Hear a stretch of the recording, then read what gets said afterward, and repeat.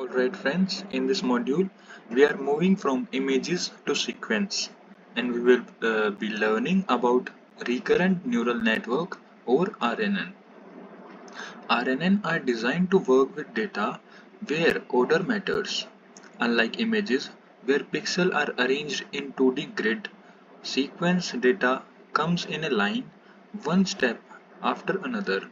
Example included text, words in a sentence, speech, audio frames over time, stock price, value as consecutive time steps. In all of these, the meaning of one element depends on what came before it. So why not just use a normal feed-forward neural network? Because feed-forward network treat input as independent. If I gave it a sentence, it won't understand that the words are connected in order. For example, the sentence, I don't like movie, I don't like this movie, I like this movie, have completely opposite meanings, but a simple network might just count words like and movie and miss the difference caused by don't. That's where RNN comes in. RNN are special because they have a memory. At each step, an RNN takes two inputs. First, the current element of the sequence, like the current word, a hidden state that carries information from the previous steps. This hidden state is like the RNN short-term memory. It tells the network remember context from earlier in the sequences. So if you are processing a sentence word by word, the hidden state keep track of what has already been said, so the network can interpret new words easily. Imagine reading a sentence. I went to a restaurant and the food was. Even before you heard the last word, you accept it will be something like great or terrible. That's because your brain has been carrying forward the context. We are talking about food. That's exactly how RNN works. They carry context forward step by step. Types of RNN. There are few variations of RNN you will hear about. Simple RNN. The most basic version which carries hidden state from one step to the next. LSTM, long short term memory, designed to handle longer sequences and avoid the problem of forgetting too quickly. GRU, gated recurrent unit, a light version of LSTM, also good at handling long dependencies. For our course, we'll focus on simple RNN to build the basis and then use LSTM for our sentiment analysis project because it performs much better in practice. So summary, RNN are built for sequences where the order matters. They have a hidden state which act as a memory of what came before. This makes them perfect for tasks like language modeling, sentiment analysis, and time series prediction.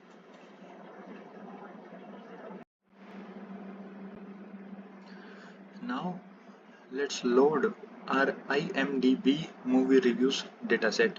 This is a dataset we will be using for sentiment analysis with our RNN. Importing the dataset, we use from TensorFlow Keras dataset, import IMDb. Here I am importing IMDb dataset from Keras built-in collections of dataset. Keras provides several ready-to-use datasets like MNIST, Cipher10, Fashion MNIST, and IMDb. This is very convenient because we don't need to manually download files or clean them. Keras handles that for us. Now loading the data. So imdb.load underscore data.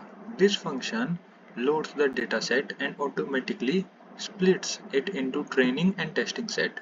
So X-train contains the training reviews, Y-train contains the training labels, 0 means negative, 1 means positive. And X-test contains test reviews, Y-test contains test labels. So the dataset is already pre-divided for us, like 25,000 reviews for training and 25,000 reviews for testing. The parameter NUM words, num words, 10,000 is very important. The IMDb dataset contains many unique words, more than 80,000 in total. But we don't need all of them. Rare words that occurs only once or twice don't add much values and make the model unnecessarily large and noisy.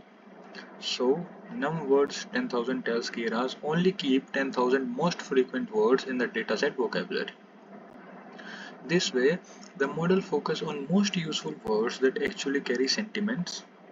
We keep the input space smaller and model trains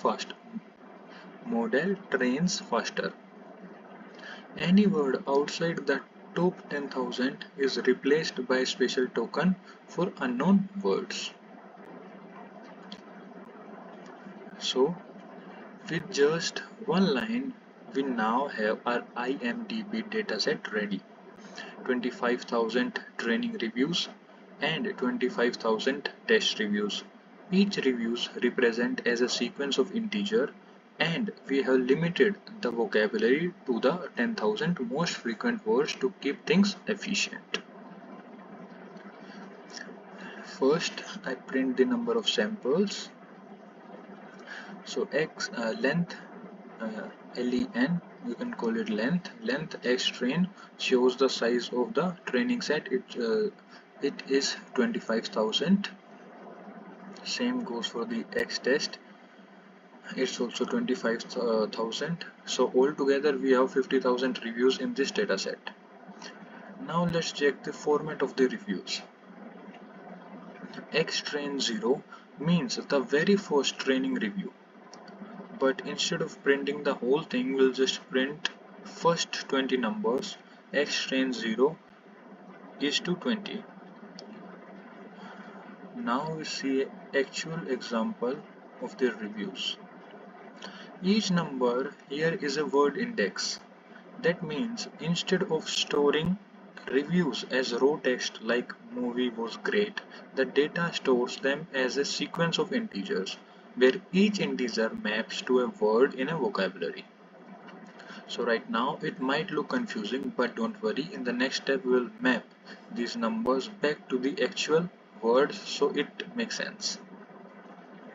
Finally, we check the labels for this review. Y-train 0.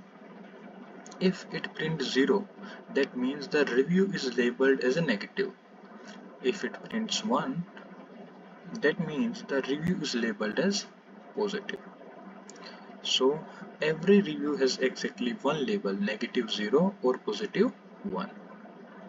So now IMDb reviews are stored as sequence of integers, each integer representing a word. The dataset has 25,000 training reviews and 25,000 test reviews. Each reviews come with a label 0 for negative and 1 for positive. Right now our reviews are just sequence like integers 1, 14, 22, 16. To really understand the data, we need to map those numbers back to the actual words. So here we use it. So imdb.get word index give us a dictionary where keys are words the, movie, great. Values are integer that represent those words. So if the word is the is most frequent word in the dataset, it might be mapped to the index 1 and so on. Create reverse mapping. But wait, you will notice I added +3. Why? Because Keras reserves the first few indices for special tokens. 0 for padding shorter reviews, 1 start to mark the beginning of the review. U and K used for unknown words used when a word is not in our top 10,000 vocabulary. So we'll shift all other words by 3 to leave spaces for the special tokens. So here I explicitly define what 0, 1 and 2 means, so we don't forget and get confused when decoding. Now here I take first 20 integer of the first training reviews. For each number I look it up in reverse word index to find the corresponding words. If a number doesn't exist in the dictionary, I'll just use question mark as a placeholder. Finally, I join all the words together with spaces to reconstruct the sentences. And you can see it in the output. It's saying start. This film was just brilliant. Casting, location, scenery, story directions, everyone really suited. The best part, they played and you. So what we have done, loaded the word to index mapping from IMDb, built a reverse indexing so we can translate integer back into words, decoded one review showing us the raw text. This is a super important step because it helps us confirm that the data is really movie reviews and not just random numbers. So now we have decoded our reviews. Let's talk about one big challenge with sequences data. Not all reviews are of the same length.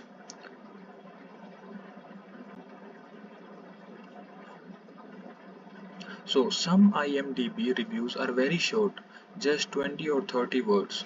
Others are long with hundreds of words, but neural networks, especially RNN, need inputs to be of the same size. Otherwise, the model can't process them in batches.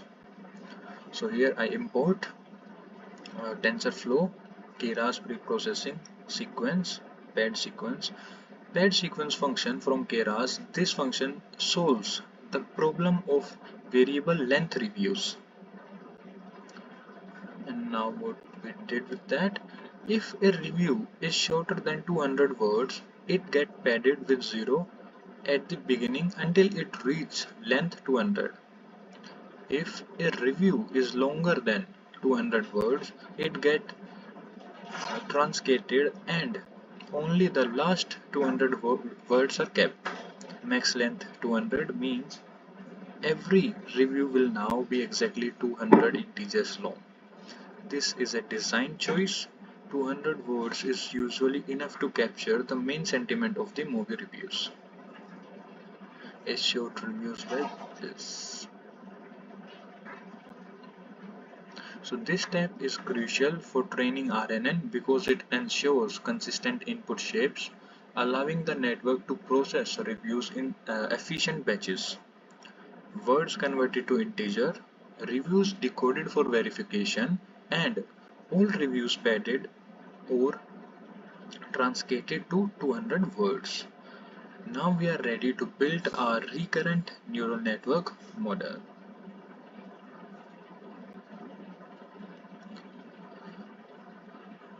Now we build the recurrent neural network in Keras. First, the imports. From TensorFlow Keras model, import sequential. I import sequential means we will stack layers one after another in a straight pipeline. The output of one layer becomes the input to the next one. From TensorFlow Keras layer, importing embedding, SimpleRNN and LSTM, dense and dropout. So what embedding means? Embedding it is used to convert integer word indices into dense vector representation. Simple RNN is the basic recurrent layer that carries a hidden state through the sequence. LSTM is imported too, so you know it's available as a stronger alternative for long sequences. We will mention it as an upgrade. Dense is a fully connected layer. Dropout is a regularization layer that randomly turns off neuron during training. Model sequential. I create a sequential model and list the layers inside that. So embedding is a very first layer. Instead of feeding raw integers into RNN, we convert each integer, a word index, into a dense vector. So input dimensional 10,000. It tells the layer we have a vocabulary of 10,000 possible words. This matches how we load the dataset with num words 10,000. Output dim 64. It sets the embedding size. Each word will be represented by a 64-dimensional vector. This vector will be learned during training and allow the model to capture semantic similarities between words. Input length 200 tells the layer the length of each input sequences is 200 tokens. This must match the length we used with the paired sequence. The embedding layer before output, a tensor of shapes, batch size 264, a sequence of 200 vectors, each length of 64. Why embedding? Because raw indices have no meaning by themselves. Embedding let the model learn a continuous dense representation where similar words get similar vectors. Simple RNN. This is a recurrent layer. Simple RNN 64. It will create 64 recurrent units. Each unit maintains a hidden state that gets updated as the network reads the sequences token by token. Activation TANH is an activation function used inside the RNN. 10th squashes value to the range of -1 to 1 and is common inside RNN cells because it helps stabilize gradient compared to an unbound activation. Return sequence false means this RNN will output only the final hidden state. After processing all 200 tokens, note the whole sequence of hidden state for classification task. We typically found a single summary vector of the whole reviews, so this is the right choice. Note, SimpleRNN is a conceptually simple and fast, but for longer dependencies we use LSTM or GRU are usually better because they handle vanishing gradient more effectively. We include LSTM in the imports for that reason. You can swap simple RNN with LSTM64 later if you want stronger performance. Now we use dense 64 activation ReLU. After the RNN produce a final hidden state, a vector of length 64, we pass it through a dense fully connected layer with 64 neurons. Activation ReLU, it applies the rectified linear unit, which is fast and effective for hidden layers. This layer helps the model learn higher level non-linear combinations of the features produced by the RNN.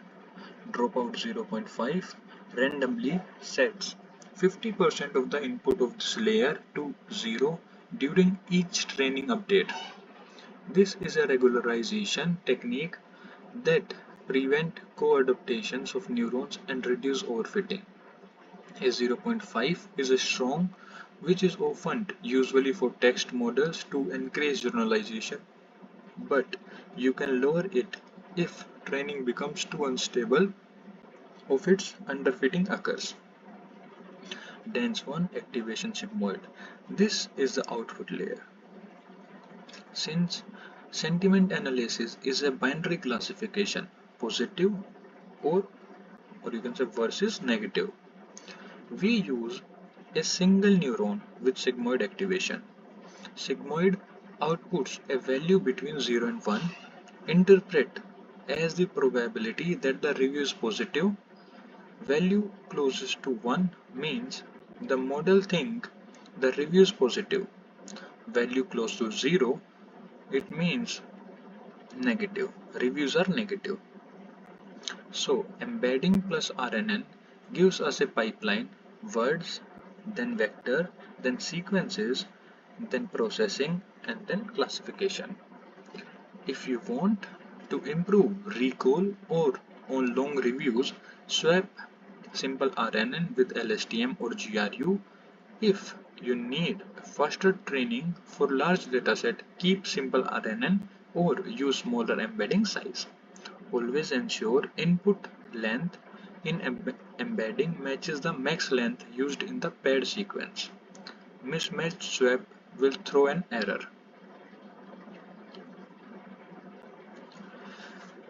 So now we have built our RNN model. The next step is to train it. Training is where the model learns pattern from the data. So compiling the model. Optimizer Adam. The optimizer decide how the model update its weight based on the loss. Adam, which stands for Adaptive Moment Estimation, is one of the most widely used optimizer. It adjusts learning rate automatically for each parameters, which usually give faster and more stable training. Loss binary cross entropy. The loss function measures how wrong the model predictions are. Since this is a binary classification task, positive versus negative, we will use binary cross entropy. It punishes the model more when it is very confident but very wrong, and reward it with probabilities like close to the correct label. We use matrices accuracy.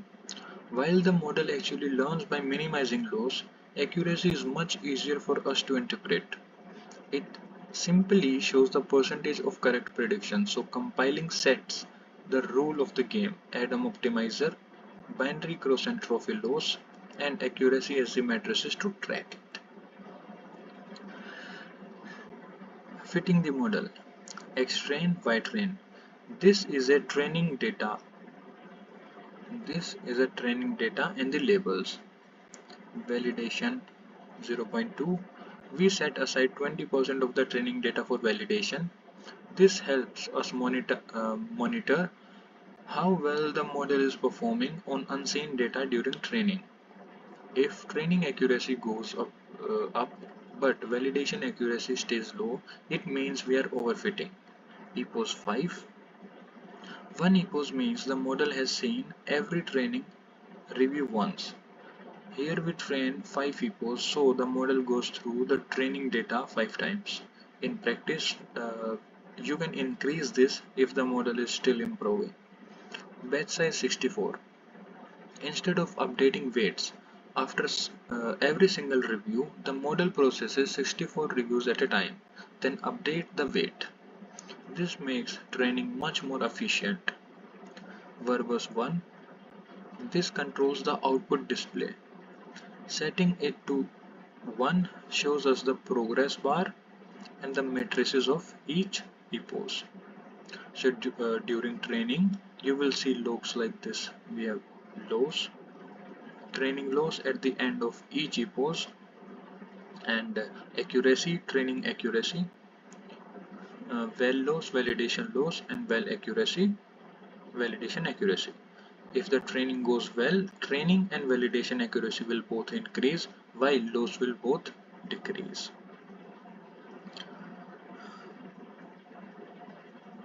So validation accuracy is also increasing, and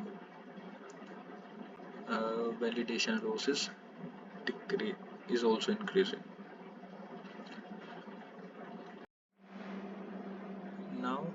Let's visualize how our RNN trained using two key plots, accuracy and loss.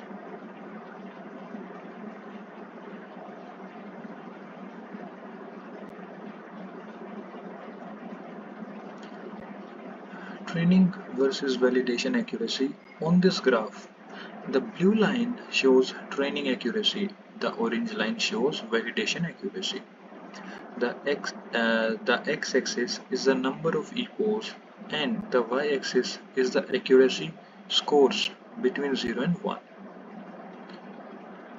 Training accuracy.